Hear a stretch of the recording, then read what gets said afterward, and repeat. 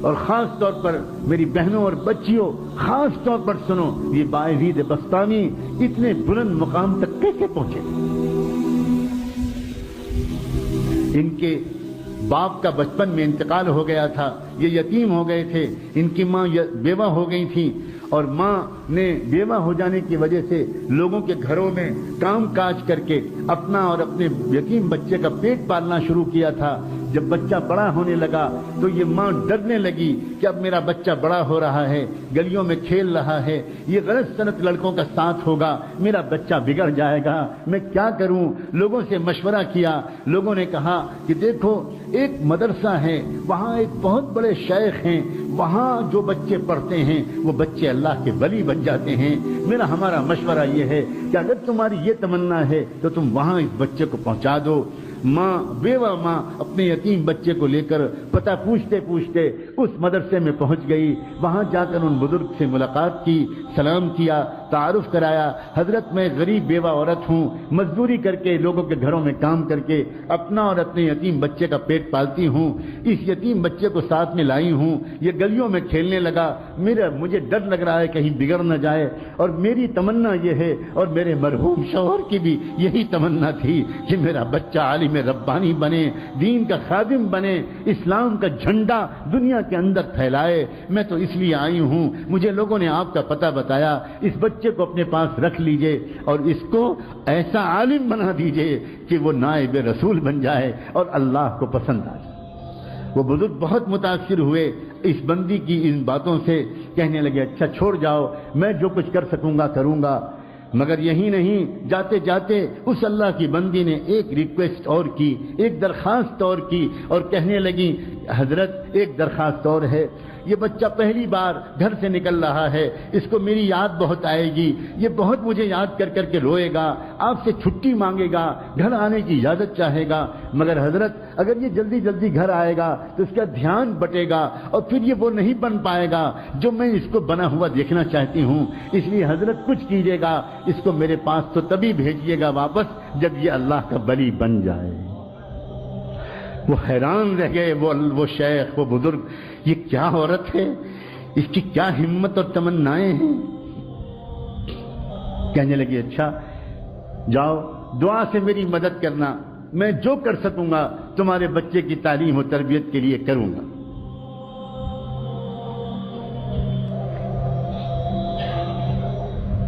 چلی گئی چھوڑ کر، بچے کی تعلیم و تربیت کا سلسلہ شروع ہو گیا۔ بچے نے کچھ مہینے تک بہت صبر سے کام لیا، بالآخر ایک دن بچے نے آ کر اپنے استاد سے کہا کہ استاد جی مجھے اپنی امی کی یاد بہت آ رہی ہے، مجھے ایک دن کی چھٹی دے دیجیے، ایک دن کی چھٹی دے دیجیے، میں گھر چلا جاؤں۔ اب استاد بہت پریشان ہو، اگر اجازت دیتے ہیں، چھٹی دیتے ہیں تو ماں سے کیا گیا وعدہ ٹوٹتا ہے، اور اگر چھٹی نہیں دیتے تو اس معصوم بچے کا دل ٹوٹتا ہے، کیا کریں؟ اللہ کی طرف متوجہ ہوئے کہ اللہ اس مسئلے کا ایسا حل میرے دل دماغ میں ڈال دیجئے کہ نہ دل ٹوٹے بچے کا، نہ وعدہ ٹوٹے۔ اللہ نے مدد فرمائی، دل میں ایک ترکیب آ گئی، اور کہنے لگے اس بچے سے کہ بیٹا ایک کام کرو، میں تم کو سبق دیتا ہوں، وہ سبق یاد کر کے شام تک سنا دو گے تو میں تم کو چھٹی دے دوں، میں تم کو چھٹی دے دوں۔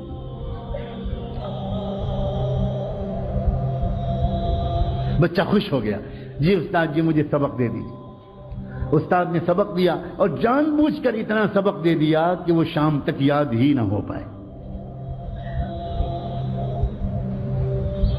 ماں سے وعدہ کر چکے تھے، اب جو سبق دیا بچہ سبق لے کے خوش خوش اندر گیا، اب جو اس نے پورے سبق کو دیکھا تو وہ سمجھ گیا کہ یہ شام تک یاد نہیں ہو سکتا، اب میں کیا کروں؟ کیا استاد کے پاس دوبارہ جا کر درخواست کروں کہ سبق کم کر دیجئے؟ سوچنے لگا یہ تو بے ادبی ہو جائے گی، استاد کا فیصلہ نہیں بدلا جاتا، کچھ اور کیا جاتا ہے، کیا کروں؟ گھر جانے کا دل جتنا چاہ رہا ہے، میں اپنے استاد جی کو کیسے بتاؤں؟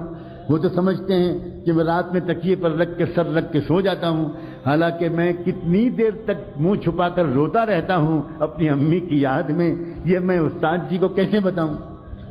ایک ترکیب ذہن میں آئی، اس نے کتاب کو ادب کے ساتھ رحل پر رکھا اور اللہ سے اب دعا کرنی شروع کی۔ اللہ، اپنے ننھے منھے ہاتھ اٹھائے اور کہنا شروع کیا، اللہ، بچپن سے امی یہی کہتی ہیں، یہی کہتی چلی آ رہی تھیں کہ آپ سب کچھ کر سکتے ہیں، آپ کی قدرت سب کچھ ہے، اور استاد کی روزانہ یہی بات سکھاتے ہیں۔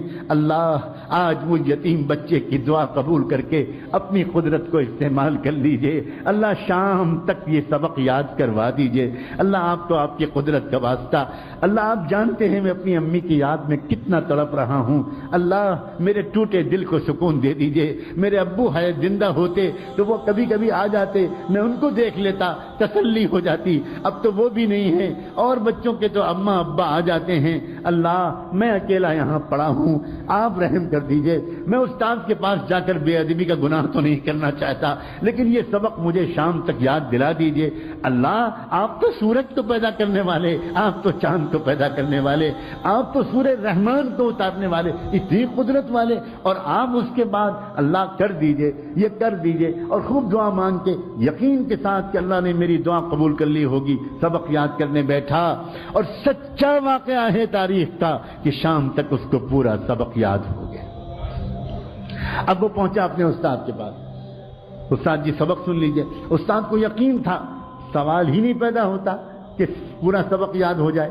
سناؤ بیٹا سناؤ۔ اب جو بچے نے سبق سنانا شروع کیا تو استاد حیران رہ گئے، اس طرح اس نے پورا سبق سنا دیا کہ نہ کہیں بھولا نہ کہیں اٹکا۔ استاد سمجھ گئے اس بچے کا معاملہ کچھ خاص ہے، اب میں اس کو نہیں روک سکتا، میں تو وعدہ کر چکا ہوں، جا بیٹا جاؤ۔ بچے نے استاد کے ہاتھ چومے، دعائیں لیں، اور اس کے بعد نکلا، اچھلتا کودتا ہنستا کھیلتا، خوب مسکراتا گیت گاتا، اور اپنے گھر کی خیالوں میں امی کی یادوں میں مگن گھر کی طرف روانہ ہو گیا۔ اس طرح جاؤں گا، ایسے آواز دوں گا، ایسے پکاروں گا، امی ڈھونڈے گی میں چھپ جاؤں گا، پھر پیچھے سے آ کے امی کو پکڑ لوں گا، اب مزہ آئے گا، پھر امی مجھے کھانا کھلائیں گی، پھر امی مجھے اپنے پاس سلائیں گی، کب سے امی کی خوشبو نہیں سوں گی۔ انہی خیالوں میں ایک چھوٹا سا معصوم بچہ کس طرح گھومتا ہوا گیا ہوگا، آپ خود سوچو۔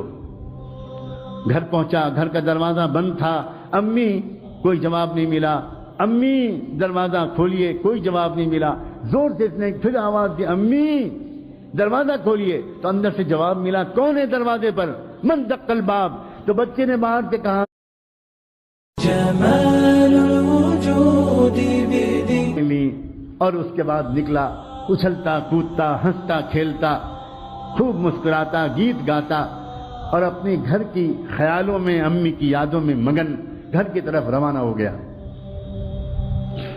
اس طرح جاؤں گا، ایسے آواز دوں گا، ایسے پکاروں گا، امی ڈھونڈے گی میں چھپ جاؤں گا، پھر پیچھے سے آ کے امی کو پکڑ لوں گا، اب مزہ آئے گا، پھر امی مجھے کھانا کھلائیں گی، پھر امی مجھے اپنے پاس سلائیں گی، کب سے امی کی خوشبو نہیں سوں گی۔ انہی خیالوں میں ایک چھوٹا سا معصوم بچہ کس طرح گھومتا ہوا گیا ہوگا، آپ خود سوچو۔ گھر پہنچا، گھر کا دروازہ بند تھا، امی، کوئی جواب نہیں ملا، امی دروازہ کھولیے، کوئی جواب نہیں ملا، زور سے اس نے پھر آواز دی، امی دروازہ کھولیے، تو اندر سے جواب ملا، کون ہے دروازے پر؟ من دق الباب؟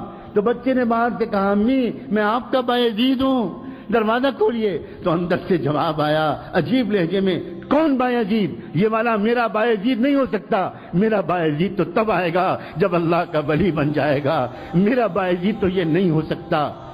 بس بایزید بستامی، وہ بچہ وہیں پہ کھڑا روتا رہا روتا رہا روتا رہا، سمجھ گیا میری امی نہیں چاہتی کہ میں ابھی جاؤں، میرا دھیان بڑھ جائے گا، بہت دیر تک روتا رہا، پھر واپس آ گیا تھا ہنستا ہوا، واپس آیا روتا ہوا، آیا، آ کر مدرسے پہنچا، استاد کے پاس پہنچا، سلام کیا، استاد حیران رہ گئے، بیٹا تم کیسے واپس آ گئے، کیا ہوا، خیریت تو ہے؟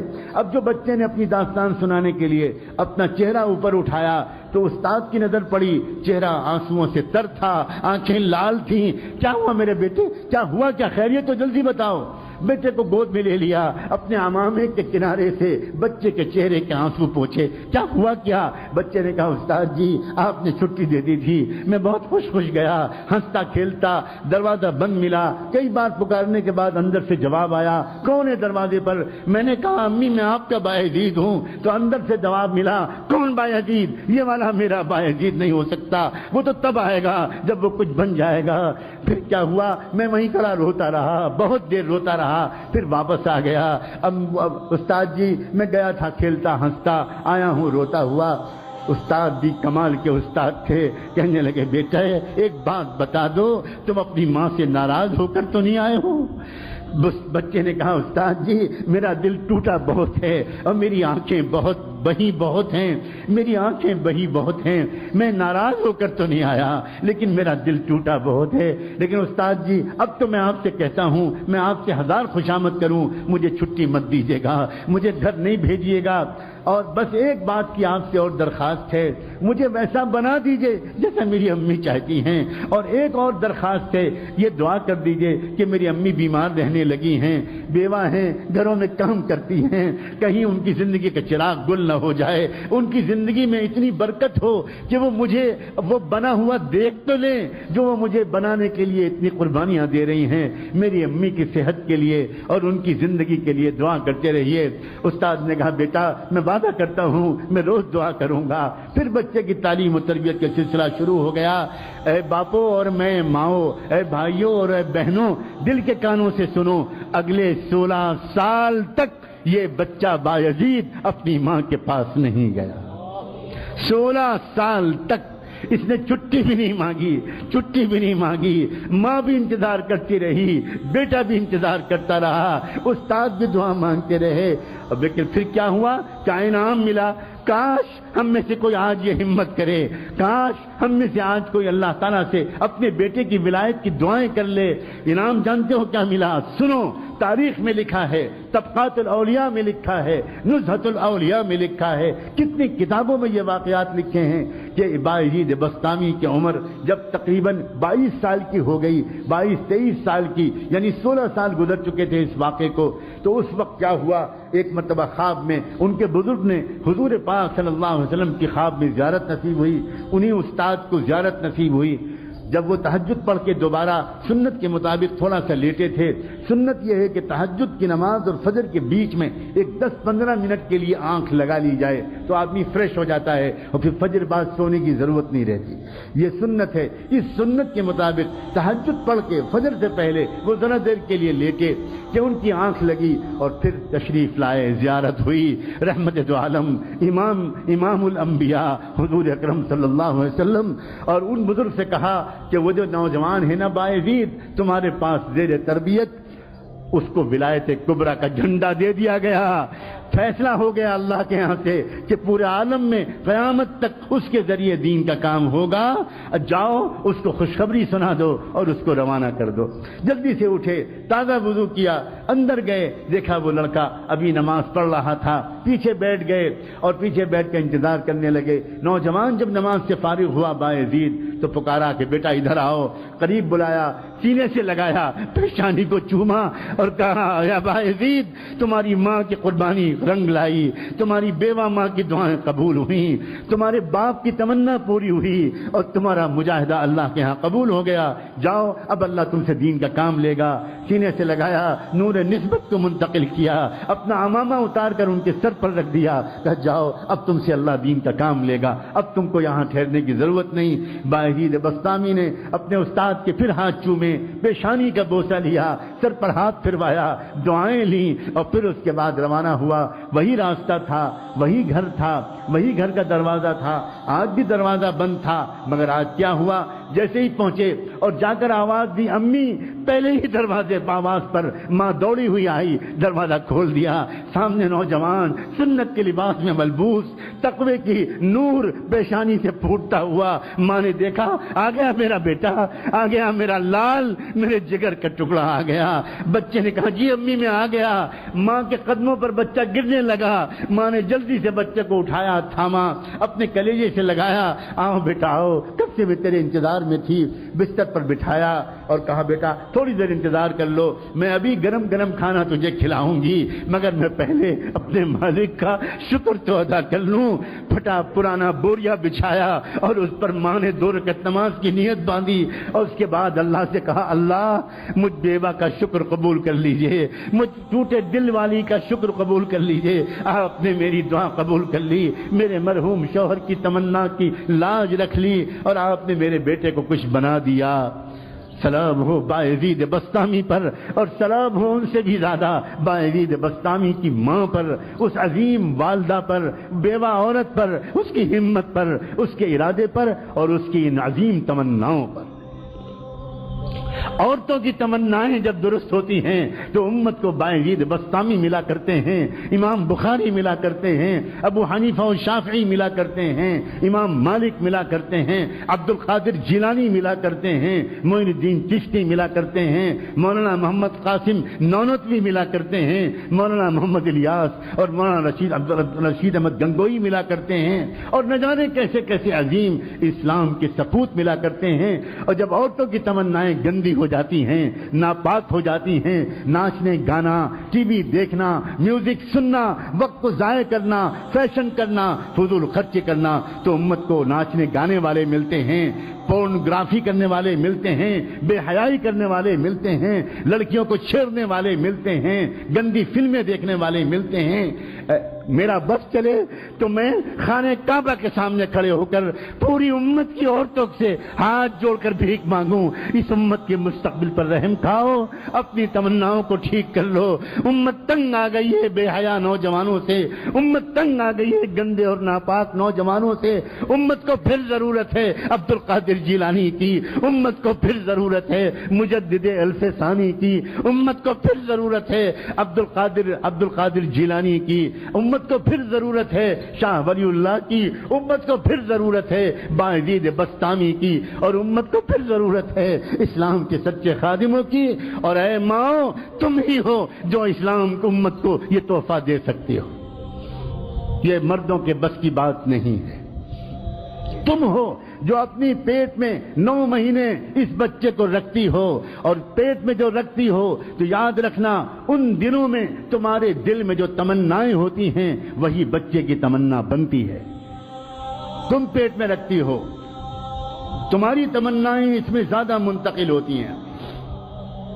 تمہارا کردار، تمہاری سیرت، تمہارے ولولے، تمہارے عزائم، اسلام کے ساتھ بے وفائی چھوڑ دو، اسلام کے ساتھ وفاداری اختیار کر لو۔ اسلام ڈھونڈ رہا ہے، ہزاروں میل کے فاصلے پر کوئی ایک وفادار امتی نہیں مل پا رہا ہے اسلام کو۔ سب نے چھوڑ دیا اسلام کو اکیلا، سب لگ گئے کاروبار میں، سب لگ گئے پیسہ کمانے میں، سب لگ گئے شہوتیں پورے کرنے میں، سب لگ گئے فیشن پرستی میں۔ اسلام یتیم بچے کی طرح دھکے کھا رہا ہے، دھکے کھا رہا ہے۔ أرأيت الذي يكذب بالدين فذلك الذي يدعو اليتيم، فذلك الذي يدعو اليتيم۔ تم نے دیکھا ہے اس کو جو دین کو جھٹلاتا ہو؟ وہ کون ہے؟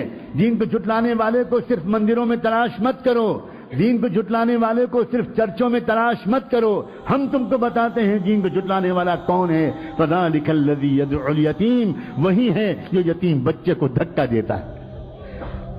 آج تو محمد کا دین یتیم ہو گیا، اللہ کے رسول کا دین یتیم ہو گیا، اور ہم اس دین کو یتیم بنا کر گھر سے دھکے دے کے نکال رہے ہیں۔ شادی کے موقع پر اس دین کو نکال دیا جاتا ہے، سنتوں کو نکال دیا جاتا ہے۔ جس شادی کے موقع پر گھر میں صفائی کرنے والی بھنگن کو بھی راضی کیا جاتا ہے، کام کرنے والی کو بھی راضی کیا جاتا ہے، دھوبی اور دھوبن کو بھی راضی کیا جاتا ہے، اس شادی کے موقع پر اللہ اور اللہ کے رسول کو ناراض کر دیا جاتا ہے۔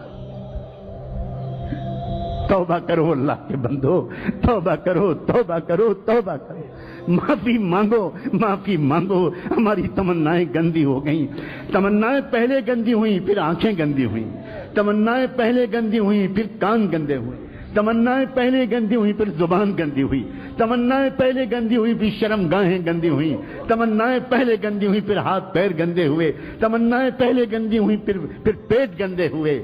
تمناؤں کو پاک کرنا سب سے پہلا کام۔ تمنا پاک کی تھی فرعون کی بیوی نے، تو اللہ نے اس کو ساری دنیا کے ایمان والوں کے لیے آئیڈیل بنا دی۔